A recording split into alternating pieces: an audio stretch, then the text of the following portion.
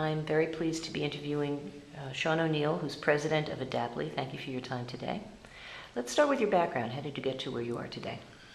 Sure. So I've been in the advertising and technology business for about 20 years.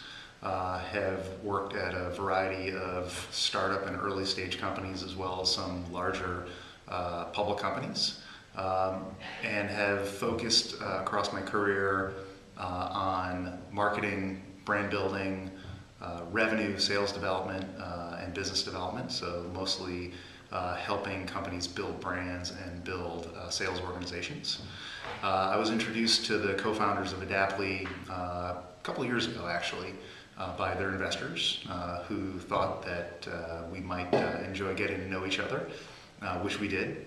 Built a relationship, got to know each other over about a year or so, and last year, this time, we got back together, and I was quite impressed with the growth of the company and the vision and the strategy and everything that they had built in the first 4 years of founding the business. And they had reached a scale at which they felt that it might be helpful to bring someone else on board just to help build the structure out to bring the business to the next level. And I was quite fortunate to be asked, and was very excited to join the team. What did you study in school that prepared you for this career? So, unfortunately or fortunately, there was nothing I could study in school to prepare me for this advertising, technology, and software business. Essentially, got into the industry pretty much right out of school. Had started working at an advertising agency, and this is in 1994.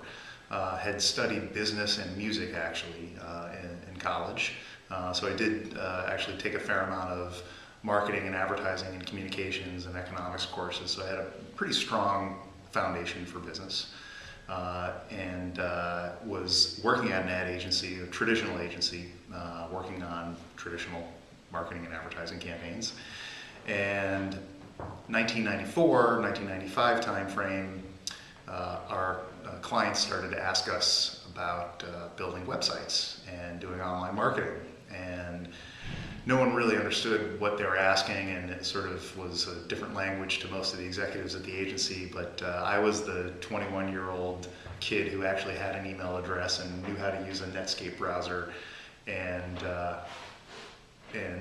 so I sort of inherited the opportunities and was sort of thrust into helping these clients figure out how to actually create a web presence and how to market themselves online, and found myself building some of the early marketing websites and online lead generation programs for a handful of brands, and then moved to New York City in 1995 to help one of the first dot-coms launch a online retail product and build an online media business. This is cdnow.com, the first online music retailer, and was lucky enough to be in the middle of the first dot-com 1.0 explosion, and help the company go public, and sort of rode the wave of building the business and sort of inventing the online marketing industry with a bunch of other folks as we went.